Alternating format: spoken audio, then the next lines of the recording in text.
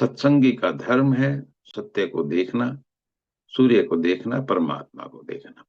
तो हमारी सारी गतिविधियां, हमारे जीवन का एक एक आचरण, हमारा व्यवहार इस चीज को दिखाना चाहिए। इसलिए मेरा ये आप सब लोगों से अनुरोध रहता है कि लगातार आत्मनिरीक्षण करते रहें और ये देखते रहें कि हम कितना सही हैं और कितना हम गलत। अपने आप को देखिए, अपना निरीक्षण करना है, दूसरे का नहीं।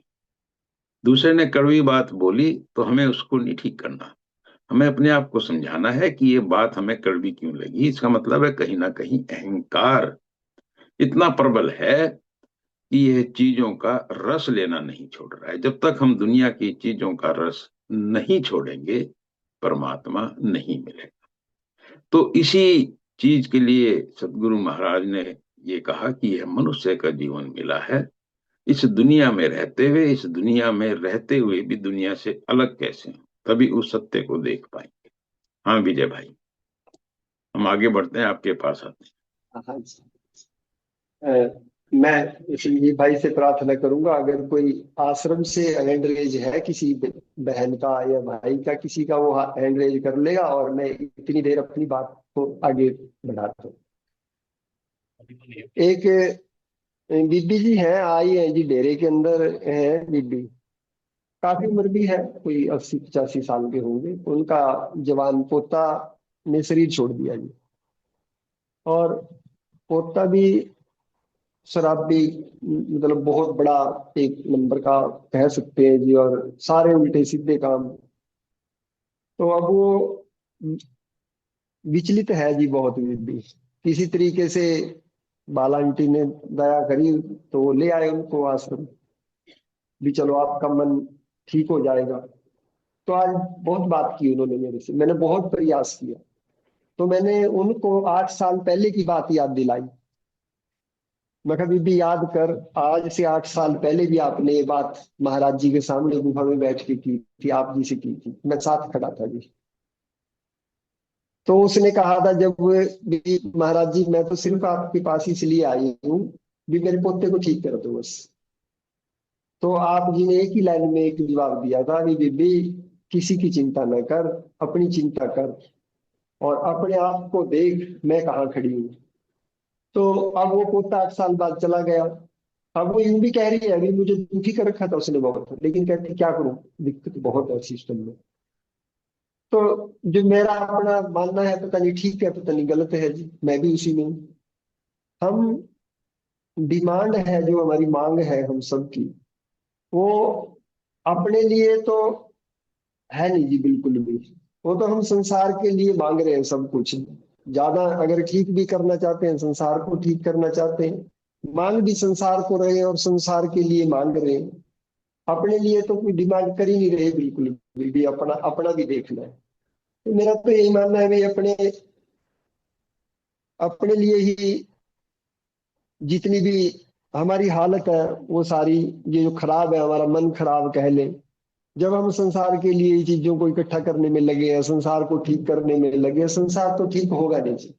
जैसे आप जी हर बार बोलते भी हो अपनी हर सत्संग में, मेरे ख्याल का कोई सत्संग ऐसा जाता होगा, भी अपने आप को ठीक करना, अपने आप को सीधा करना है। या आए हम अपने आप को सीधा करने और ठीक करने के लिए, संसार तो चलायमान है, चलता रहेगा, जाएगा, जा रहे हैं, हम भी जा रहे हैं सब, एक एक श्वास निकला जा रहा है हमारे जीवन से। तो मेरी प्रार्थना थोड़ी सी इतनी है जी, भी चलो बीबी का थोड़ा आई है दरबार में आपके दर पे, थोड़ा सा उसका मन ठीक हो तो थोड़ी सी दया करना, बाकी इसके ऊपर आप जो भी कुछ प्रकाश डालना चाहें, दया करना चाहें आप।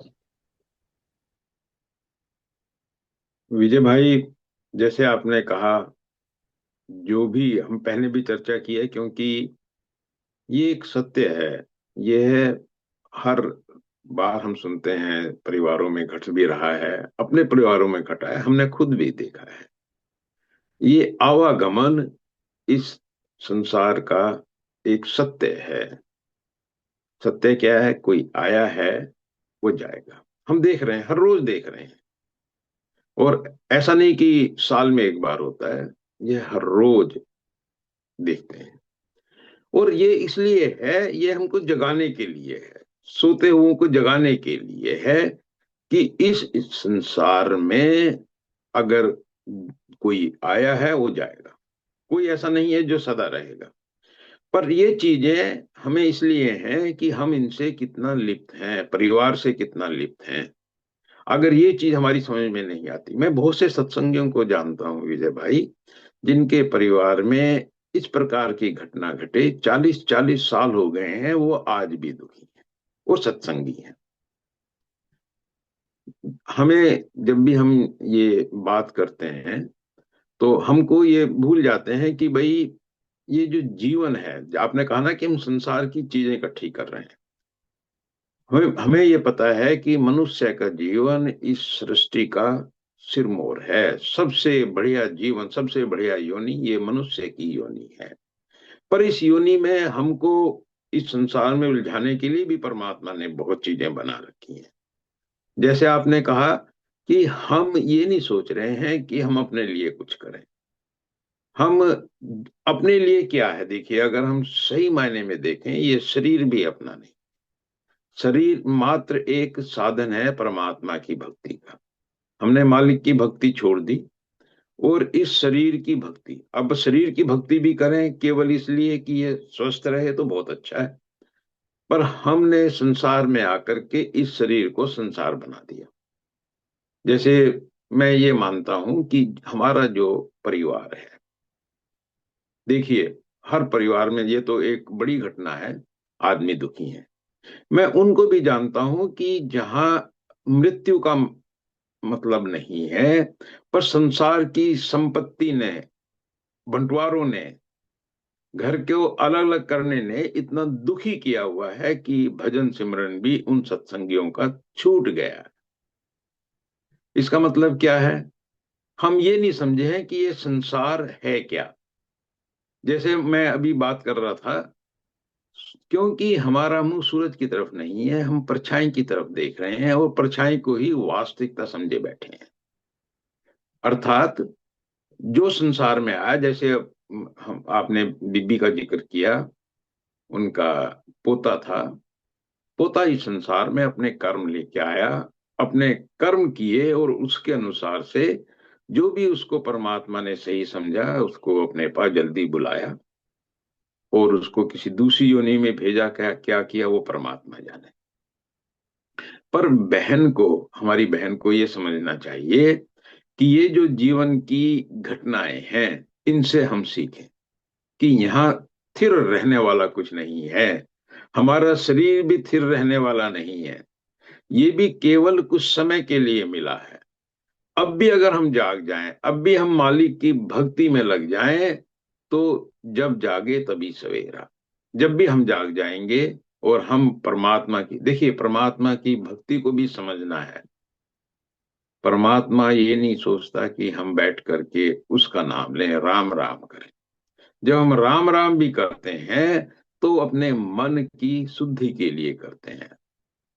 हम परमात्मा से, परमात्मा की भक्ति संसार के पदार्थों को पाने के लिए नहीं करते हैं।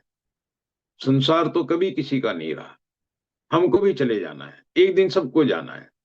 ये चीज हमको समझ लेनी चाहिए कि असली चीज, असली ताकत हमारी रूह, हमारी आत्मा है।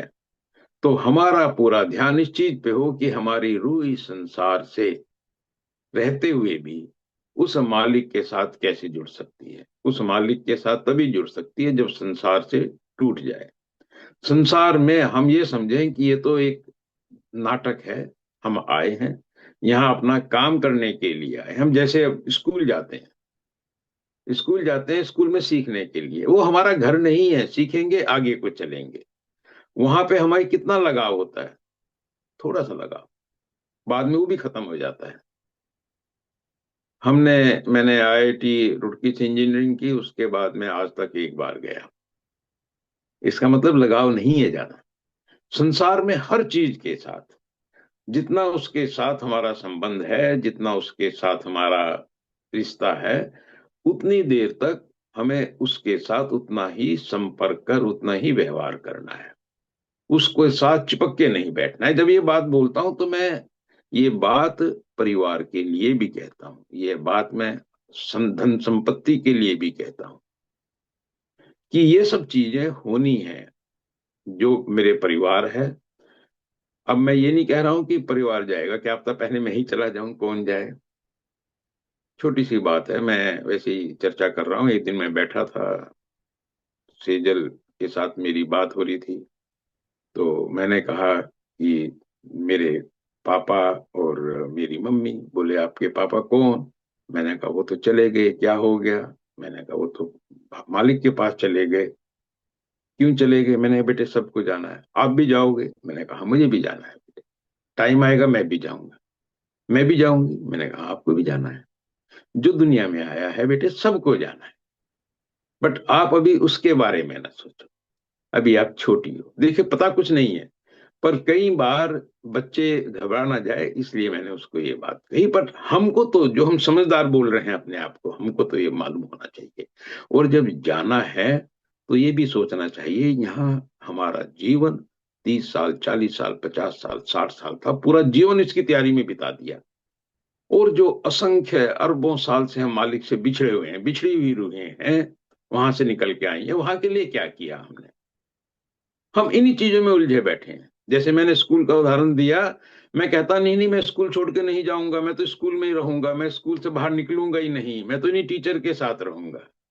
तो ये चीज समझ में आई कि नहीं, अब यहाँ से चलने का अवसर है, मौका है। जो कुछ सीखा है उसको अपने जीवन में उतारने का मौका है। तो ये बात हमको समझनी चाहिए कि जीवन में जो भी ये पल आते हैं,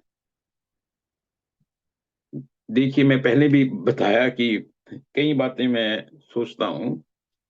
महाराज जी थे, महाराज जी जब पूरे हुए और बहुत लोग रोए, बीबी भी बैठी हैं यहाँ, उनको भी पता है, सत्संगी थे जो वहां पहुंच रहे थे। महाराज जी का देह, जो शरीर, शरीर रूप बोलना चाहिए, जो भी उनकी शारीरिक रूप था, वो वहां था, सबके सामने था, जो हिल डुल नहीं रहा था, जिसको हम कहते हैं कि मृत्यु हो गई।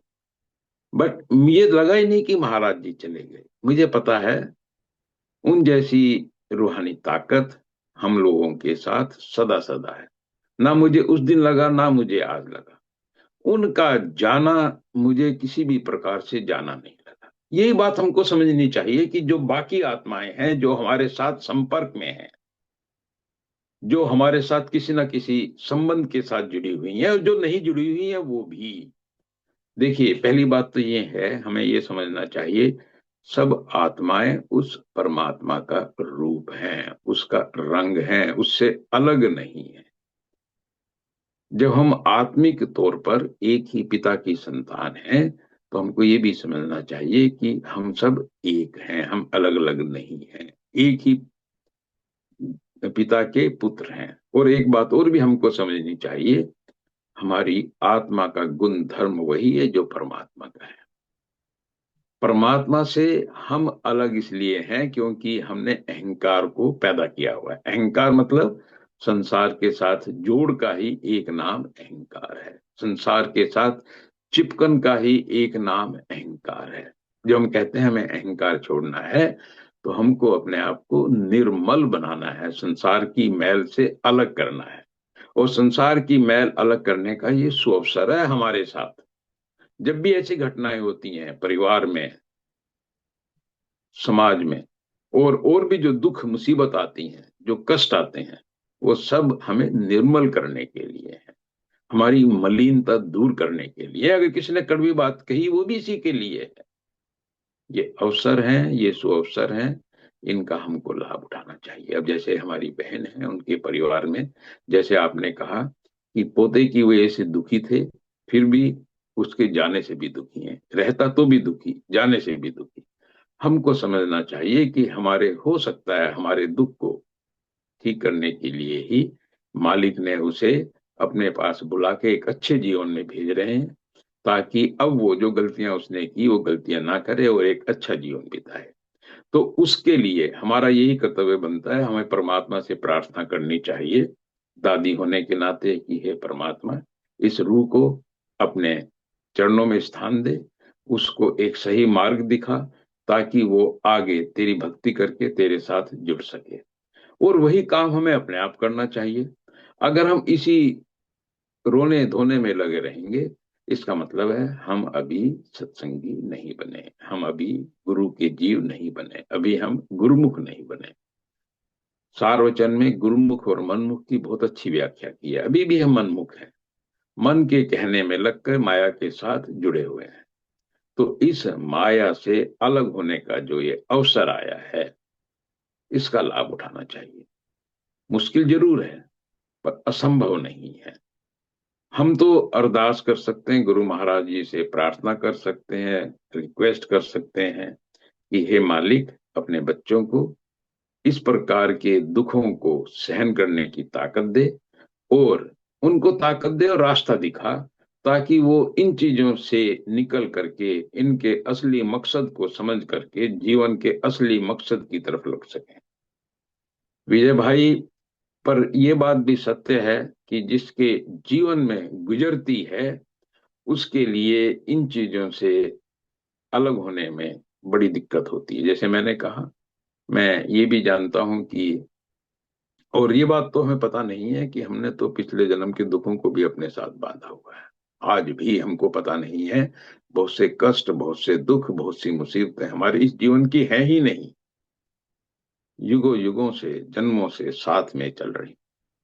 ये मौका है, ये अवसर है इन चीजों से बाहर निकलने का, इन चीजों को समझने का।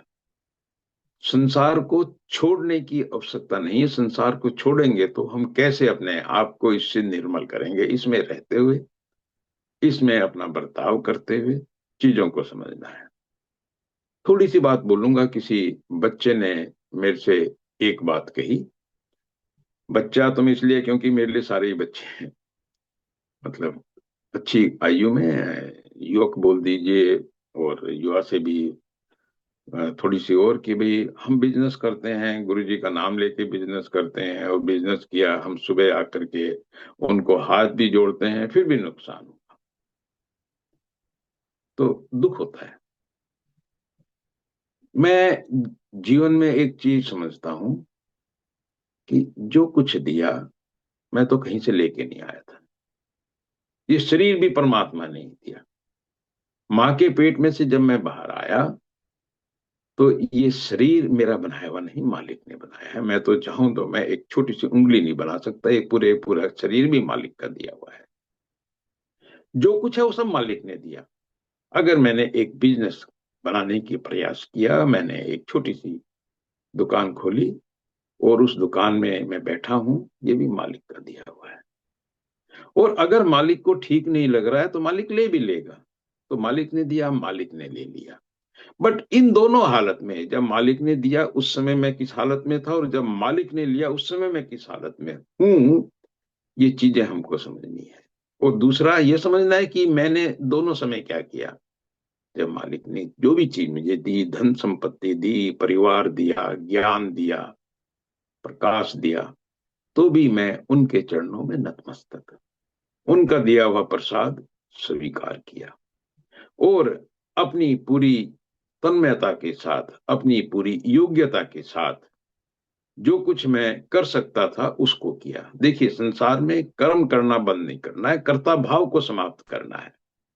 और अब भी मैं जो काम कर रहा हूँ, व्यापार का काम कर रहा हूँ, उसमें पूरी तन्मयता के साथ, पूरे जी जान से मैं लगा हूँ। जितनी मेहनत कर सकता हूँ, अपनी मेहनत में, जो कि योग्यता भी परमात्मा ने दी है, पढ़ाई लिखाई भी परमात्मा ने दी है, सब कुछ परमात्मा का दिया हुआ है, उसमें कोई कोताही नहीं। उसके बाद जो फल है वो परमात्मा ने दिया। उसने अगर उस चीज को अपने पास वापस बुला लिया, धन संपत्ति को वापस बुला लिया, परिवार को वापस बुला लिया, वो भी मालिक ने कुछ सोच के किया। हमारा काम है इस संसार में उसके बताए रास्ते पे चलना।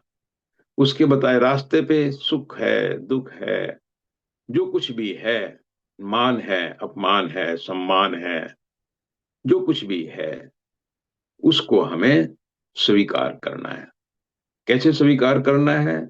दुखी होकर स्वीकार नहीं करना, फिर स्वीकार नहीं है, संतोष नहीं है।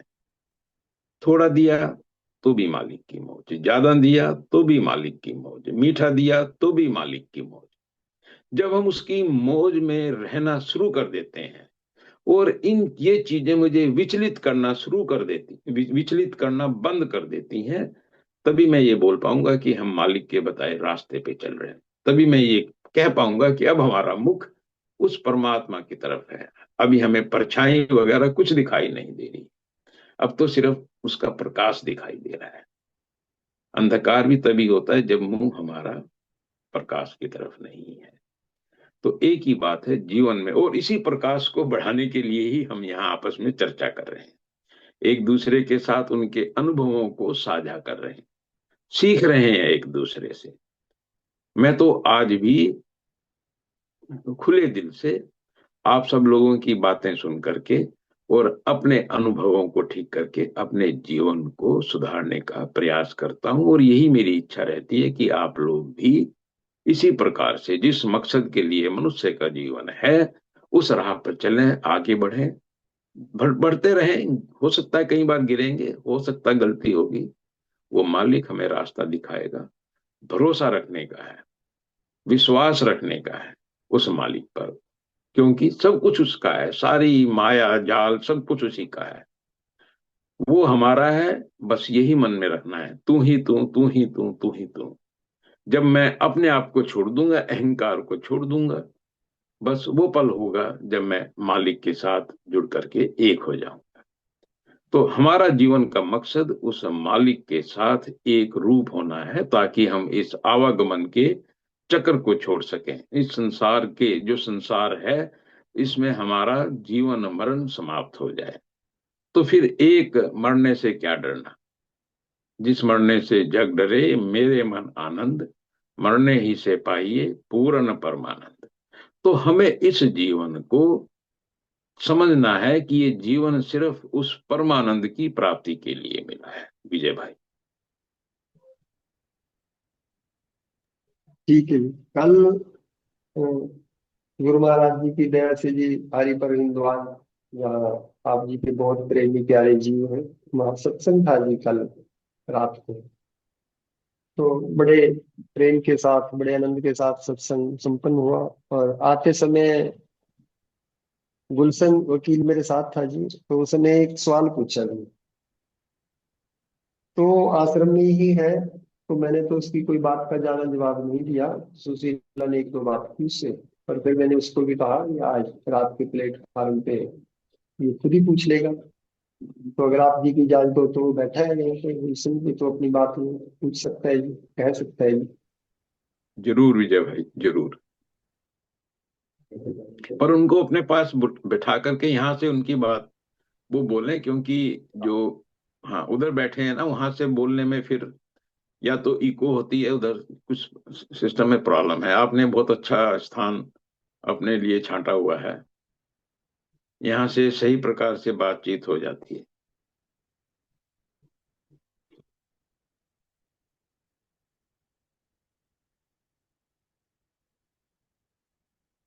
हाँ गुलशन बेटा, राधा स्वामी गुलशन बेटा। मैं कल मेरे आने के बाद थोड़ा सा मेरी जिज्ञासा ये हुई थी कि हम सत्संग में सभी बातें सुनते हैं, काफी टाइम से सुन ही रहे हैं। तो हमें काफी बातों का पता भी है। तो हमें क्यों जरूरत पड़ती है बार बार ये बातें समझने की, भी बैठने की? ऐसा क्या है कि हम बार बार रिमाइंड करनी पड़ती है बातें, बार बार सत्संग सुनना पड़ता है? थोड़ी सी ये जिज्ञासा थी मन में। अब इसमें मैं दो बातें, थोड़ा सा मेरा अपना तरीका है। जब हम बोलते हैं पड़ती हैं, इसका मतलब है जोर पड़ रहा है, स्वाभाविक रूप से नहीं हो रही है।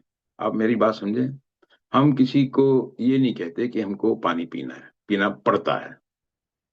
स्वाभाविक रूप से पानी पीते हैं, स्वाभाविक रूप से खाना खाते हैं। ये पड़ती इसलिए है क्योंकि हमें जोर लग रहा है। जोर इसलिए लग रहा है क्योंकि हम सारे दिन संसार में जुड़े हुए हैं, संसार के काम कर रहे हैं। उनकी जो मैल है, मलिनता है, जो गर्दा है, उसका जो मेरे ऊपर बैठ गया है, उसको साफ करना पड़ता है, जैसे शरीर को धोना है। तो शरीर को धोने के लिए स्नान करते हैं, तो इसको भी आप एक प्रकार से ये बोलिए कि हमारे मन का स्नान सत्संग है। एक बात तो ये है। दूसरी बात बेटा, सत्संग को सुनना, समझना, ये दो चीज है। एक होता है जानना। मैं सदा इन तीनों चीज में अंतर करता हूं। मैंने कहा यह आम का फल मीठा है, आपने भी सुना, चार लोगों ने और सुना, और ये हम हर रोज देखते हैं। हम किसे पूछें क्या बात कही थी, हाँ जी कुछ कही तो थी, आम के बारे में बात हो रही थी, इसका मतलब हमने ढंग से सुना भी नहीं।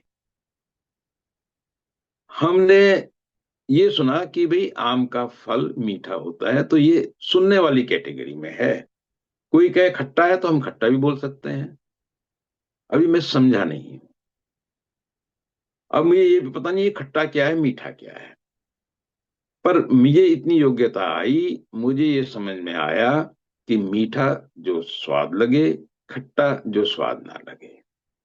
तो जब मैंने कहा ये आम का फल मीठा है, आपने कहा जी मैं समझ गया, ये मीठा है जो स्वादिष्ट लगता है, जो अच्छा लगता है। अभी आपने चखा नहीं, अभी आपने खाया नहीं।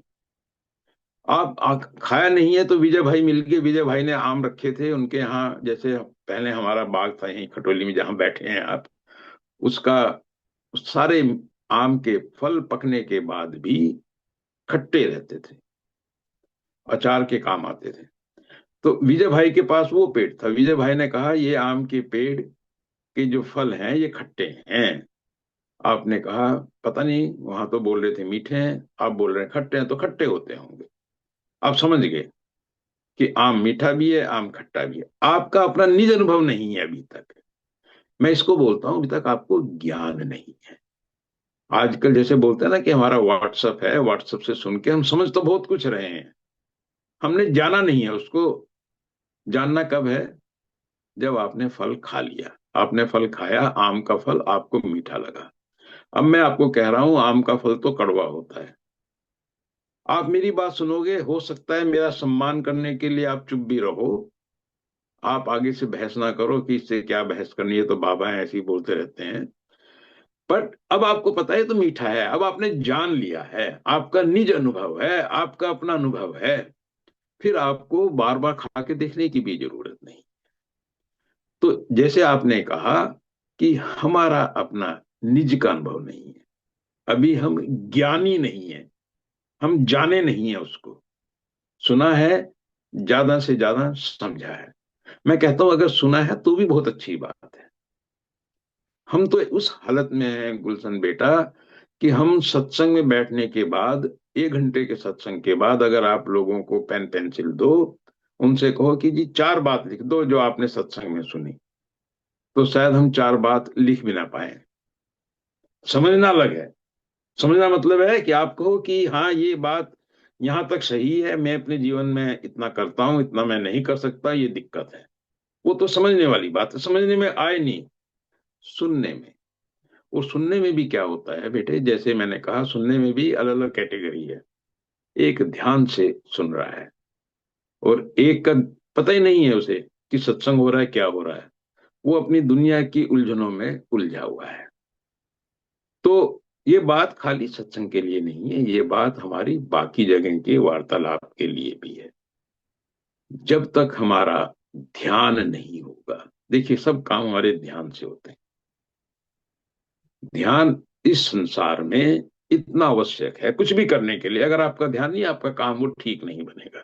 इसलिए बोलते हैं गाड़ी चलानी है भाई ध्यान से चलाओ, काम करना है भाई ध्यान से करो।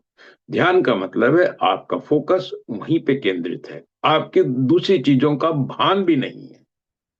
मेरे साथ बहुत होता है, जब मैं कुछ कर रहा होता हूँ और उस टाइम पर हमारी धर्मपत्नी जी मेरे से कुछ कहती है, मुझे सुनाई भी नहीं देता, फिर आके बोलेंगी मैं ये कह रही हूँ सुन लो, मुझे पता है आपने नहीं सुना होगा। तो हमारा जब तक कार्य करने की अप्रोच ऐसी ना हो कि हम जो भी करें उसे पूरे ध्यान के साथ करें, तो जब ध्यान से करेंगे तो एक बार ही कहने से बात सुन लेंगे। ध्यान नहीं है तो बात 1000 बार भी कही जाएगी तो भी नहीं सुनेगी। एक कारण तो ये है बेटा, दूसरा क्या है, किसी भी चीज को अपना बनाने के लिए, मान लिया उसको अपने जीवन में एडॉप्ट करने के लिए आदत डालने की आवश्यकता होती है। आदत है, आदत किसी चीज की तब पड़ती है जब उस कार्य को हम बार बार करें। एक बार करेंगे, कुछ दिनों में भूल जाएंगे। जैसे मान लिया सुबह उठ के भजन करना है, एक दिन करेंगे तो जरूरी नहीं अगले दिन भी कर पाएंगे। आप एक महीना लगातार करेंगे, तब जीवन में ऐसा होगा कि जब 31वां दिन आएगा तो शायद अपने आप हो जाए। वो बात दूसरी है, हमारा मन उस दिन भी कोई कारण ढूंढेगा कि देखो 30 दिन से कर रहे हैं, एक दिन अगर कोई जरूरी काम ऐसे कर लेते हैं, 32वें दिन फिर कर लेंगे। ये समझ लेना, अगर 31वें दिन नहीं किया तो 32वें दिन भी नहीं होगा।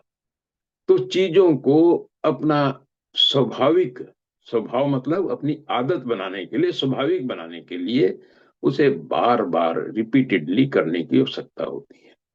उसी के लिए सत्संग भी हमको बार बार सुनने की जरूरत है। तो इसलिए अगर हमको मौका लगे, ये कहते हैं ना कि सत्संग में जो भी फल मिल रहा है, मिलता तो जरूर है, धीरे धीरे मिलता है। धीरे धीरे इसलिए मिलता है क्योंकि संसार में रस है, अध्यात्म में रस नहीं है। तो अध्यात्म में रस ना होने के कारण आपको ज्यादा मेहनत करनी पड़ती। तो ये कारण है कि आपको, आपकी बात नहीं कर रहा हूं, हम सबको बार बार सत्संग के माध्यम से, गुरु की वाणी के माध्यम से अपने आप को बोलना चाहिए, जागरूक करने की आवश्यकता पड़ती है। मैं भी लगातार कोशिश करता हूं जितना हो सके उस मालिक के साथ जुड़ता रहूं, ताकि मेरे ऊपर भी जो संसार की मैल चढ़ती, सब पे चढ़ती है, संसार का स्वभाव है, इसका गर्दा हर जगह हर के ऊपर गिर रहा है, वो गर्दा धीरे धीरे उतर सके। ज्यादा दिन, क्योंकि अगर कुछ चिपक जाएगा, काफी दिनों तक नहीं उतारेंगे, तो फिर वो मेरा स्वभाव बन जाएगा, फिर वो मुझे इस संसार में प्रलोभित करेगा, फिर मुझे इस संसार में उलझा के रखने का प्रयास करेगा। तो जहां तक हो सके सत्संग के माध्यम से, सत्संगियों के माध्यम से, साधु के संग के माध्यम से, सतगुरु के संग के माध्यम से हम अपने मन की सफाई लगातार करते रहें। और बेटे आप जैसे हैं, मैं तो, देखिए मैं एक चीज मैं कहना चाहता हूं कि हमारे ग्रुप में बहुत से भाई बहन हैं, उनमें से बहुत से भाई बहन ऐसे भी हैं जिनकी जिज्ञासाएं हैं, पर वो किसी भी वजह से, जैसे आप देखेंगे अभी जितने भाई बहन जुड़े हुए हैं इस सत्संग में इस समय, करीब 70 के करीब मोबाइल भी कनेक्टेड हैं और एक लोग हैं। तो उनमें आप देखेंगे उनके नाम भी बड़े अजीब अजीब हैं, कोई V108 करके नाम आएगा। मतलब उनको उसमें भी थोड़ी सी झिझक है कि लोगों को मालूम ना चले कि हम कौन हैं, इसलिए वो नाम भी अपना ऐसे रखें। दूसरी बात, हम अपनी बात कहते हुए भी हमको लगता है कि लोग कहेंगे कि जी देखो इतने दिनों से सत्संगी आज भी इस अवस्था में है। तो एक स्वाभाविक रूप से अपनी बात को इतने लोगों के मध्य में स्पष्ट रूप से कहने में झिझक महसूस करते हैं, बात नहीं कह पाते हैं। तो मैं ये समझते हुए कि भाई कुछ कारण है कि वो अपने आप को, अपने नाम को, अपने रूप को प्रकट नहीं करना चाहते हैं, सबके सामने अपने आप को पेश नहीं करना चाहते हैं। बट कुछ सत्संगी जैसे आप हैं और भी हैं, हीना बेटी है, जैसे वो जिन जो भी लोग यहाँ कई बार अपने प्रश्न पूछते हैं, जब आप अपनी बात कह रहे हैं तो आप ये मत समझें कि ये आपकी बात है, वो हम सब की बात है। वो जिज्ञासा हम सब की है, अकेले एक व्यक्ति की नहीं है। एक व्यक्ति के माध्यम से हम सभी को उसका लाभ मिलता है। तो आप जैसे गुलशन बेटा, आप तो वकील हैं, जिरह कर सकते हैं, बात कह सकते हैं, और जो बात आपको स्पष्ट ना लगे वो बात भी कह सकते हैं। तो ये हम सब के कल्याण के लिए, मैं सदा कहता हूं कि जो बात मैंने कही, मैं अपने हिसाब से बात कहता हूं, उसका मतलब ये नहीं है कि आप उसके विपरीत बात ना कह पाए। आपको छूट है अपनी बात कहें, आपकी बात का भी उतना ही सम्मान है, उतना ही मान है जितनी मैं अपनी बात का रखता हूं। तो आपसे मेरा अनुरोध है कि आपकी जो भी जिज्ञासा हो आप इन प्रोग्राम के माध्यम से रखें, ताकि वो जो भाई बहन है उनको भी उससे लाभ मिल सके। और ये आपके लिए भी है और बाकी लोगों के लिए। विजय भाई, आपका क्या मत है? बिल्कुल ठीक बात है। जैसे आप जी ने कहा, थोड़ा सा तो जैसे आते समय इसको सुशीला जी ने भी ऐसे ही थोड़ी सी काफी, मैंने कहा, आज चुप रहो। तो आज ये प्रोग्राम है, ये रात को महाराज जी के सामने ये बात रख लेगा, ये रख भी सकता है, ये बात बड़े अच्छे से रखता है। तो यहाँ बैठ के तो फिर भी थोड़ा सा कम रखता है। मेरे पास तो बहुत जोर शोर से उठाता है ये अपनी बातचीत को। तो मैं कहता हूँ भाई, मेरे पास इतनी बातचीत जोर से उठाता है, तो प्लेटफार्म तो उठाया तो महाराज जी से भी करा कर सकता। और ये जानता भी बहुत है। मैं तो इसको यही बोलता हूँ कि अपने जो तेरे को अनुभव है, जो तू जानता है चीजें, वो भी शेयर किया कर कभी कभी, जब प्लेटफॉर्म पर बैठ के। मैं तो इससे भी प्रार्थना करता हूँ। तो मैं तो इससे पूछना चाहता हूँ, अगर अपनी बात कुछ और कहना चाहता है, जिज्ञासा में कोई और कमी है, तो अगले प्लेटफॉर्म पे उठा लेंगे, आप कह सकते हैं अपनी बात। बोलो। और जी गुलशन महाराज बेटा, जी। आप अपनी, हाँ, बात हाँ, आप बात अपनी बात कहा करें। आज तो मेरे ख्याल से विजय भाई समय का ध्यान रखें आप।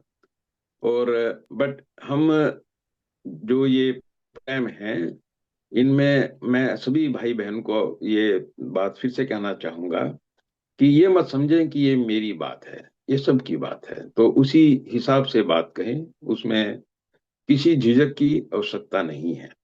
एक बात थोड़ी सी और है, समय हो रहा है, फिर भी मैं कहना चाहूंगा कि कई बार ऐसा होता है कि मेरा किसी का फोन मेरे पास आया, मेरी उनसे बातचीत हुई, या कभी मैंने उनको कोई बात कही, तो जो बात मैं किसी को कह रहा हूँ वो उसको मैं सामने रख करके उसके संदर्भ में वो बात कह रहा हूँ।